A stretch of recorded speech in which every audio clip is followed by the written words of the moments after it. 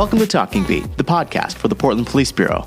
We're focusing on thoughtful conversations that we hope will inform and provide you with a small glimpse of work performed by Portland police officers, as well as issues affecting public safety in our city. Here's what's on today's show. Underneath all of this, we talk a lot about, agencies, institutions, this type of uniform, that type of uniform. But underneath all that is people. People are getting mortars, rocks, and Molotov cocktails thrown at them. And on the other side of the fence, the people, even the ones engaged in violent activity, they're people. They're community members. So I think it's important that we all collectively remember who's out there and kind of what's at stake.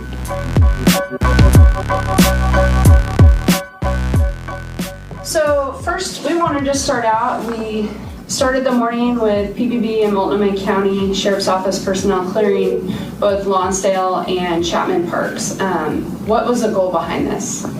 The goal was really to clear the park so we can begin some much needed repairs and renovation and do some cleaning. We had closed the parks previously. We tried to erect some fencing in order to keep people out. The fencing didn't prove very effective, but there was some much needed work that needed to take place in the park, and we needed to make sure our parks employees and our city employees who are going to be doing that work were able to do it safely. So we wanted to make sure we cleared it to create a safe environment for them to do their work. We did recover several weapons and concerning items from the park, so those are posted on our Twitter account as well, at Portland Police.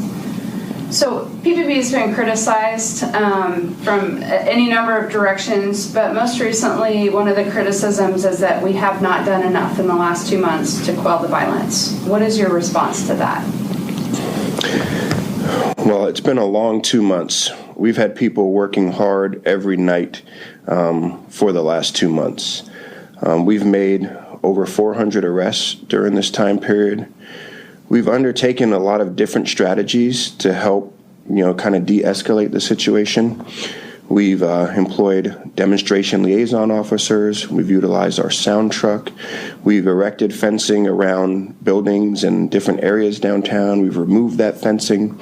We've tried to secure our buildings in a manner that would create an opportunity for us not to be outside to respond and be visible.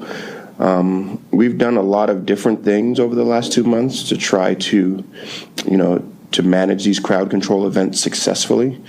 So I think it's tough to say that we haven't done anything or enough. We've done a lot, but it's important for people to know that we're still to this day trying different strategies and techniques and partnerships in order to be able to manage these events safely. What do you say to the nonviolent demonstrators who are in the crowds? Sure.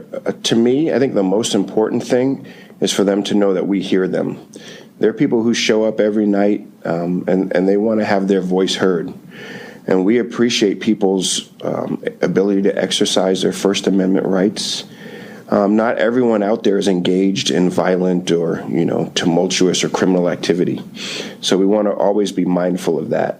And those voices are voices that need to be heard.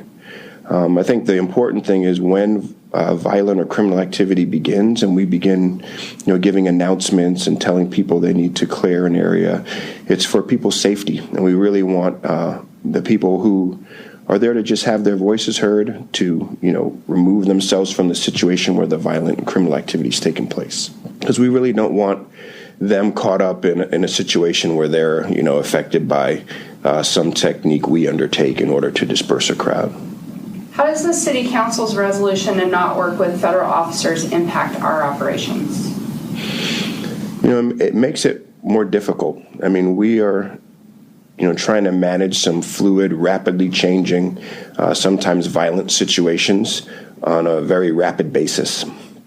And right next to us, we have another team of folks who are trying to do the same thing. And we can't communicate with one another to know what's about to happen. Are they going to come out and push a crowd? Are they going to deploy munitions right when I'm sending my people out into an area?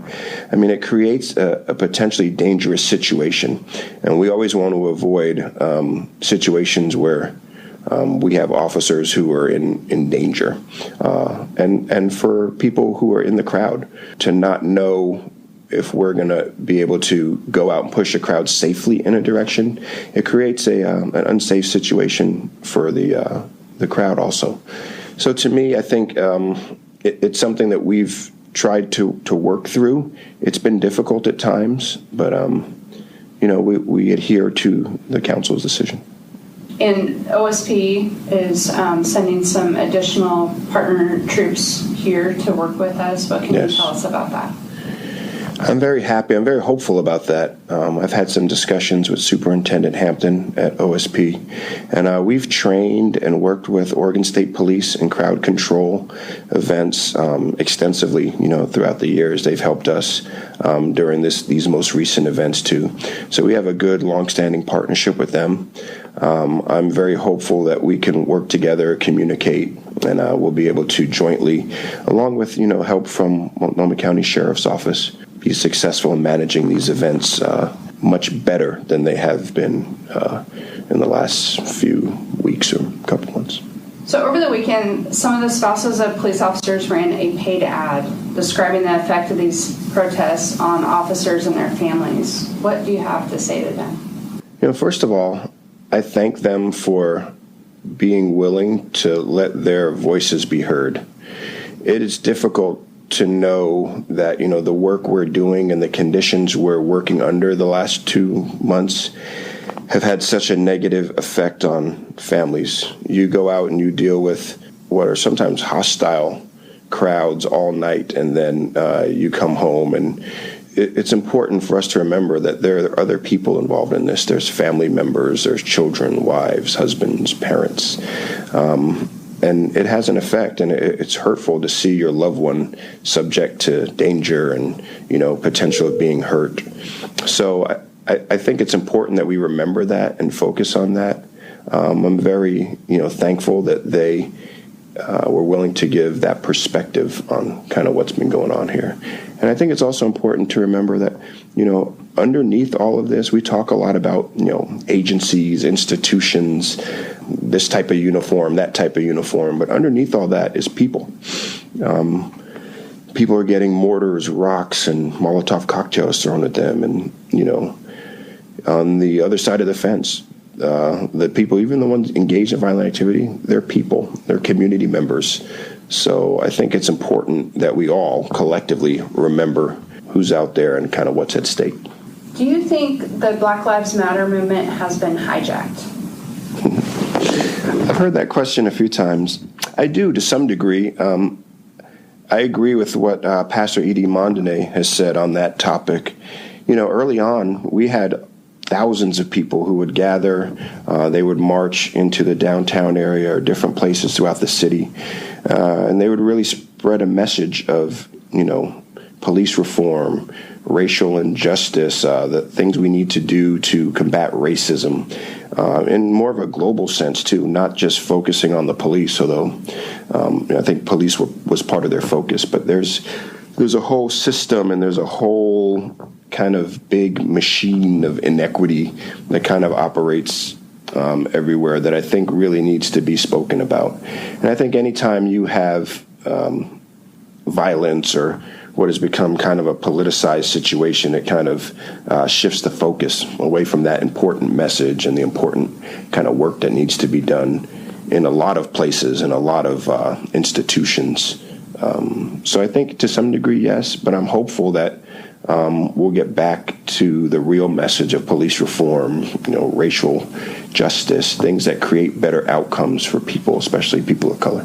So behind the scenes, what is being done or what has been done? I know that there's been such a focus on the events outside, but specific to some of the action items, what's happening? Sure.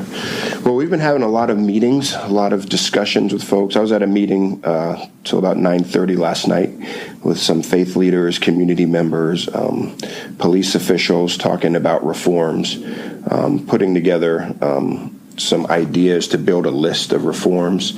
I think to some degree, as a police agency, we want to bring reforms ourselves. We don't want to wait for people to say, hey, you need these reforms.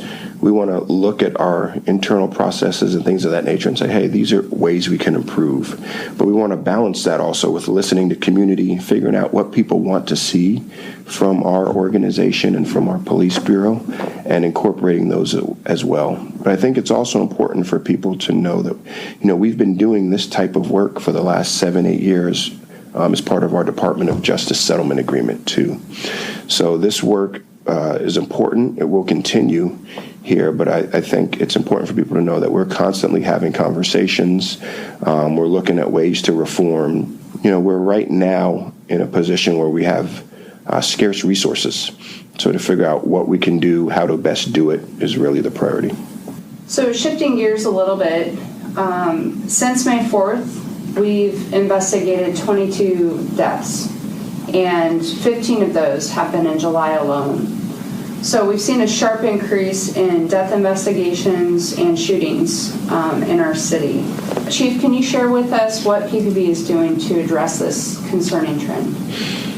Sure. That's very concerning. I mean, to know that many people have been killed in such a short period of time.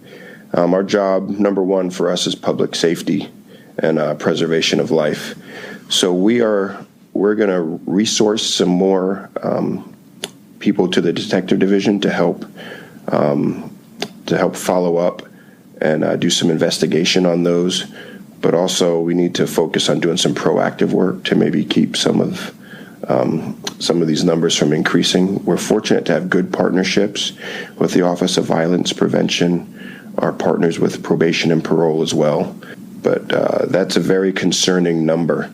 In July 1, we lost our gun violence reduction team, and that's forced us into a position where we have to really look at what resources we can bring to bear absent that structure that we had with the gun violence reduction team. But it's incumbent upon us as public safety professionals and police officers to go out and still do that work.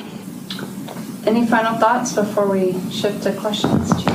Oh, I always have some final thoughts. I'll start with the fact that first and foremost, I'm hopeful that this collaboration with Oregon State Police, Multnomah County Sheriff's Office, and Portland Police will lead us to a better place as far as quelling some of the nightly violence and making a safer environment, not only for officers, but also for people who are coming down to express their First Amendment rights. I'm really hopeful of that, and I think it's always important to reiterate, too, not everyone down there is engaged in criminal, violent, bad activity. That's a small subset of a bigger group who's had an interest in speaking out on this topic. So I always want to focus on that. And we need to really focus sooner than later on a collective path forward with community, with police officials, with elected leaders, and figure out, where we're going to go. Because wherever we go, we're going to have to get there all together. We've been doing some good work with the DOJ. That's helped us along this path, but there's more work to do. So I'm hopeful on that front as well. So is there someone on the line who has a question? And we'll try and... Yeah, I have a question. This is Ray Gagway at K2. Go ahead. My question is about Commissioner Hardesty's IPR proposal. It goes to the ballot in November. I wonder what the chief's thoughts are on that proposal specifically, and then more generally, what his thoughts are on police accountability and maybe what steps need to be taken in the future. First, though, Commissioner Hardesty's proposal specifically. I think for me right now, I think there's still a lot of questions on what it would look like, what it would mean, what are the implications as far as bargaining and things of that nature. That final product could potentially have some potential, but I think right now it's really early in the process to kind of see what that would look like and what impacts it would have. Accountability, I think, is very important. To me, I look at it like, not everyone is going to perform perfectly all the time. I think as an organization, we have to have systems in place that catch, the times when people don't perform up to our, policies, expectations, and directives, and then have things in place to hold them accountable, correct behavior, and make improvements afterwards. And I think when you have a structure of accountability that does those things, you're on a good path. This is Kyle Doshi with KGW Channel 8. Hi, Kyle. Chief, thank you for your time. Sure, Mayor Kyle. Wheeler said that Portland Police and OSP have agreed on a unified standard on the use of CS gas. I'm wondering what your understanding of this agreement is, and does it create any challenges in crowd control? There's always challenges in crowd control. I'll start with that. We did have some discussion around it, and it's really situations where there's threat of serious physical injury or death. We really do not want to be using these munitions on community members. That is the truth. I mean, absent better options that are effective, it's a tool we have that can disperse a large crowd, and that's when criminal activity, life safety threats are taking place. So we do have a great working relationship with Oregon State Police. We've worked with them on real life crowd control issues extensively. We've trained with them over the past several years, I think, and I'm very hopeful that together we can do what we need to do on the crowd control front without use of these tools. This is Maxine Bernstein from the Oregonian. Thanks, Chief. Can you tell us a little bit more about what people can expect tonight as this transition to local and state police occurs, and whether who will be in command, who will be calling the shots, not necessarily the shots, but steps police are taking, and who will be out front of the federal courthouse, etc. Yeah, that's a great question. I've been in contact with Superintendent Hampton. OSP and PPB will work jointly. OSP will have contact with the federal officers who are here. They will coordinate the efforts at the federal courthouse, and PPB and OSP will be outside in a joint manner to respond if needed to any crowd control actions that deem it necessary.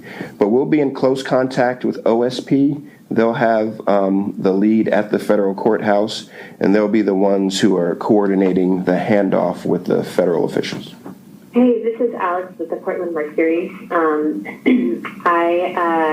In a press conference kind of earlier today, Mayor Ted Wheeler said that in some instances, Portland police officers have responded maybe inappropriately in some ways to protesters in the past 2 months. I'm curious if you agree, and if there are any instances where you believe PPD officers went too far or used excessive force against members in the crowd. For me, I think there were some early instances that were called into question, but those instances are under review by the auditor's office and independent police review. So for me, I'm always mindful of my role down the road, where I'm potentially someone who has to make decisions on discipline or be a finder of fact in some way. And I think it's difficult to say up front until those investigations are completed that officers did something wrong.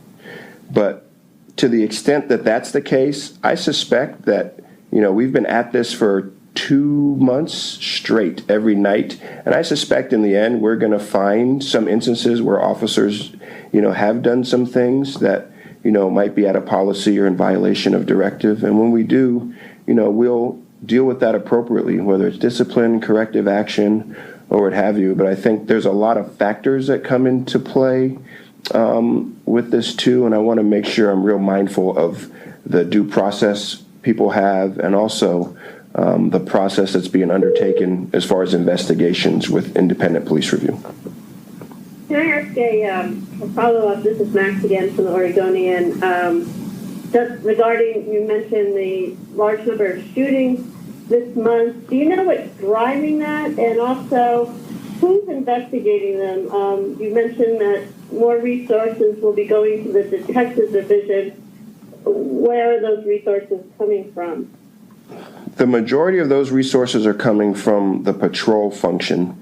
When the gun violence reduction team was disbanded, the detectives remained and were transferred to the detective division. So they were still doing the investigative portion, but what was really lost was the follow-up piece that assisted in the investigation, everything from picking up video to going out contacting people and things of that nature. So it was decided on our end we had to do something. These numbers were not acceptable.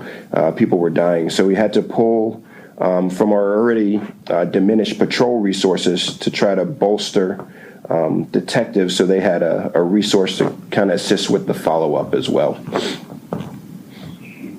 Hi, Chief. Nick Budnick with the Portland Tribune. Hoping you could answer two questions. First, a real quick one. What is the current spending on the protests by the police bureau? The last figure I saw was more than $8 million 2 weeks ago.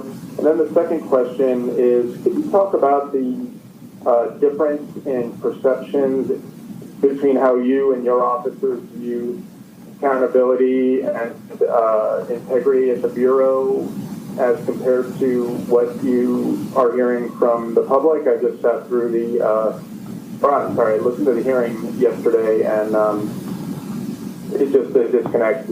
It seemed like there was a disconnect. I was wondering if you could speak to that. What do you think drives that disconnect?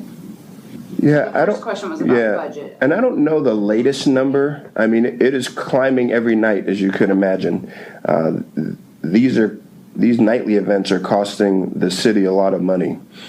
And I can speak generally about accountability. I didn't watch the hearing, but I think as police officers, we accept the fact that, if we make mistakes, we're going to be held accountable.